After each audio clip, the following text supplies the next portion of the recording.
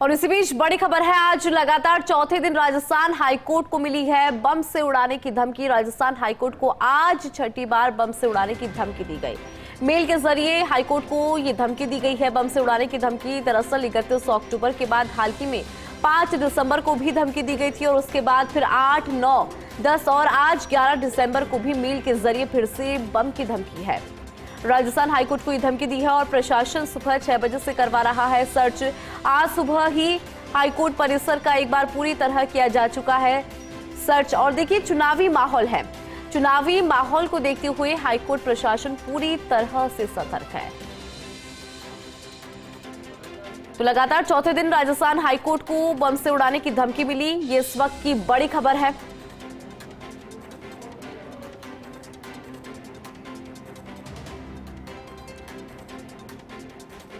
बम से उड़ाने की धमकी यहां पर दी गई है।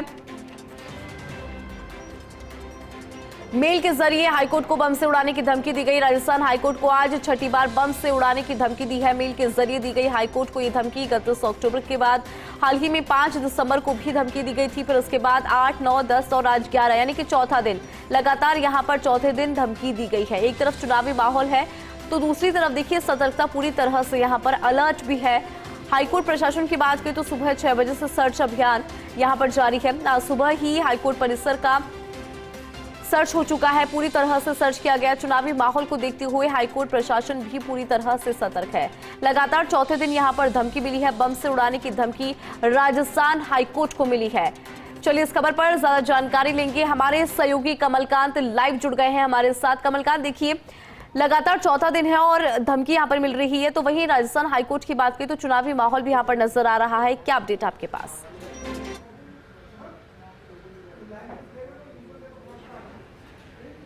जी बिल्कुल इंदु, आप सही कह रहे हैं कि आज लगातार चौथा दिन है और चौथे दिन भी वापस राजस्थान हाईकोर्ट को बम से उड़ाने की धमकी मिली है। करीब 11:15 बजे करीब ये मेल आया और आते ही तुरंत राजस्थान हाईकोर्ट जो प्रशासन है उसने पुलिस प्रशासन को सूचना दी। हालांकि सुबह 6 बजे से प्रशासन यहाँ मौजूद है। सुबह से बम निरोधक जो दस्ता है उसकी एक टीम और डॉग स्क्वाड की एक टीम सुबह से आज सर्च अभियान चला रखा है। सुबह करीब 6 बजे से एक बार पूरा परिसर सर्च करने के बाद चुनाव समिति को क्योंकि आज यहाँ चुनाव भी हैं इसलिए चुनाव समिति को सौंपा था और जैसे ही मेल आया तो वापस जो सत्यमेव जयते भवन है उसको खाली करवा दिया गया है और फिर से उसका सर्च करवाया जा रहा है। क्योंकि सुबह 6 बजे से जो टीम यहाँ मौजूद हैं वो लगातार हाईकोर्ट परिसर की जांच कर रही है। क्योंकि आज चौथा दिन है, जो मेल भेजा जा रहा है वो मात्र एक ही चीज़ भेजी जा रही है उसमें कि 6 RDX बम लगा के इसको उड़ाया जाएगा, भवन खाली करा दिया जाए और तिरुपुर कुंद्रम दरगाह वाली वो चर्चा की जाती है। इसी तरीके से आज आप देख सकते हैं तस्वीरों के माध्यम से कि करीब 10 से 15 हज़ार वकील यहाँ मौजूद हैं। क्योंकि आज जो राजस्थान हाईकोर्ट बार एसोसिएशन के चुनाव हैं वो सुबह से चुनाव चल रहे हैं। 8 बजे से करीब चुनाव शुरू हो गए थे यहाँ। उसके बाद चुनाव के बाद इनका जो 42वीं कार्यकारिणी है वो तय होनी है।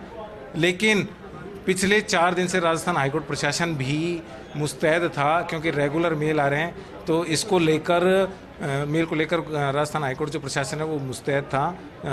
कल भी 2 बार सर्च करवाया था, कल सुबह भी टीम 8 बजे बुला के पूरा सर्च करवाया था और अभी भी पूरा भवन खाली करवा दिया गया है और फिलहाल वापस सर्च चल रहा है। क्योंकि एक बार पूरे भवन का पूरे हाईकोर्ट परिसर का सर्च हो चुका है। 2 टीम सुबह से यहाँ सर्च कर रही हैं, लेकिन हम सत्यमेव जयते भवन का वापस सर्च करवाया जा रहा है। बिल्कुल। अभी हमारे साथ कुछ अधिवक्ता हैं, पूर्व अतिरिक्त महाधिवक्ता हैं अभिनव जी, उनसे चर्चा करते हैं कि आखिर भाई साहब इसका समाधान क्या होगा।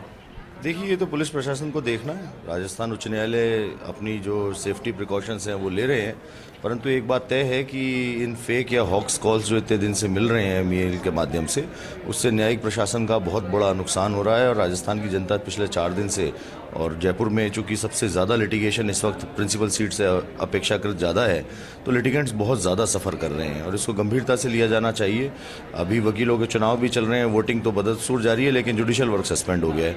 ये एक बड़ा गंभीर और चिंता का विषय है। बिल्कुल सही कह रहे हैं आप कि जो एक्टिंग चीफ जस्टिस है संजीव प्रकाश शर्मा जी, वो मुकदमों को जो पेंडेंसी है उसको लेके भी काफ़ी गंभीर हैं, ज़्यादा से ज़्यादा केस लगवाते हैं और अधिक से अधिक सुनवाई का वो दे रहे हैं। उसके बावजूद इस थ्रेट की वजह से जुडिशियल वर्क बहुत ज़्यादा डिस्टर्ब हो रहा है, उसको लेकर क्या?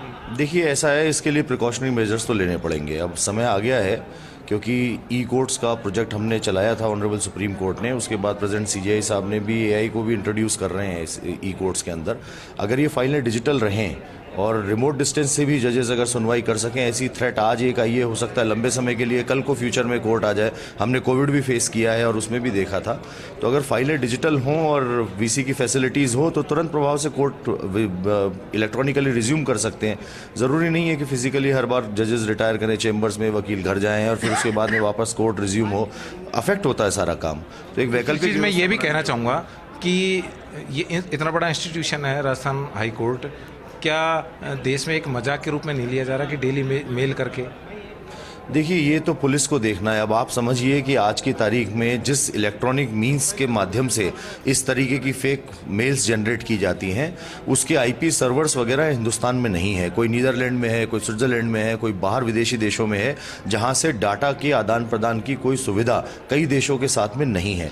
तो इस वजह से चूंकि वो रूटर वीपीएन यूज़ करते हैं, प्राइवेट नेटवर्क यूज़ होता है इसके अंदर, उसमें आईपी एड्रेस को ट्रेस करना पुलिस के लिए भी बड़ा मुश्किल काम होता है, क्योंकि उसमें दूसरे देशों की एजेंसीज को भी इन्वॉल्व करना पड़ता है।